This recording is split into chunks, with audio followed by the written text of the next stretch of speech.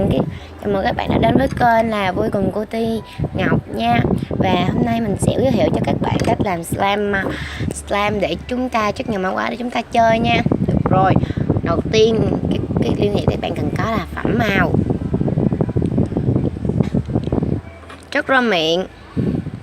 Các bạn muốn mua chất rơm miệng này ở quầy thuốc tây bất kỳ nha. Đồ khuấy, đồ đựng, hồ. Mình bây giờ mình sẽ tô clip để đi mua nha. Cuối cùng là nước nha. Cùng là nước. Mình sẽ tô nha. Rồi các bạn, bây giờ mình sẽ có hồ rồi, mình sẽ làm nha, bắt đầu là làm thôi nào. Đầu tiên các bạn pha dung dịch rơm miệng với lại nước nha. Sau đó các bạn bật nhỏ 5 tới 6 giọt dung dịch vào cái phần nước nha. Rồi khuấy đều lên. 1 2 3 4 5 6. Được rồi, bây giờ mấy bạn khuấy đều lên nha.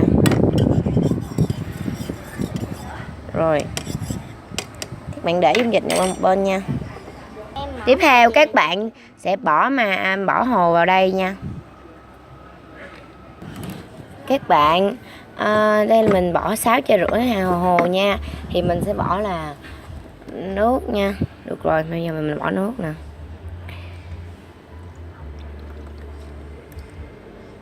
Rồi bỏ nước ít thôi nha. Sau đó chúng ta khuấy đều lên. Sau khi khuấy đều lên thì các bạn cho màu vào nha. Được rồi, mình sẽ cho màu xanh dương.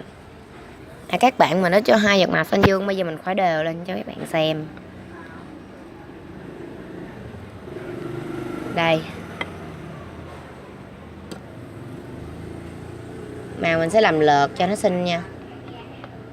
Nhìn nó rất là đã luôn. Ở ngoài màu lợt hơn và xinh và đẹp hơn rất là nhiều. Nhìn nó rất là ảo nha. Ảo diệu chưa?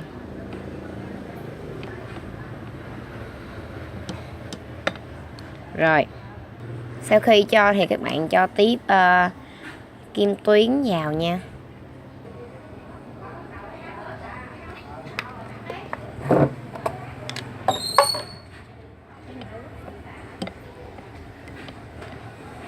Sau khi khuấy thì các bạn bỏ chất rơm miệng và từ từ khuấy đều lên nha.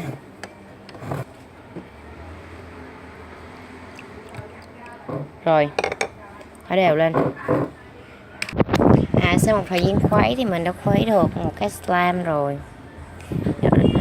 Số lượng mình làm cũng nhiều nha, không gọi là cũng luôn nhưng mà cũng nhiều rồi. Mình toàn không có dính tay nữa này nè. Cầm tay cầm không đủ, cầm cái nó rớt nó nhiều. Rồi đây là slot slime nha, chơi rất là mềm luôn. Mình làm slime này không để nhiều nước nên làm slime đặc nha. Nếu ai muốn lại dẻo hơn thì các bạn làm slime lỏng. Và các bạn nhớ ủng hộ kênh mình nha. Kênh mình là Vui Cùng Cô Ti Ngọc đó. Và mình sẽ ra nhiều video clip khác nữa nha. Và các bạn nhớ đón xem làm cách làm một màu phần 2 nha. Vì mình chỉ mới làm một thôi. Xin chào và tạm biệt tất cả các bạn.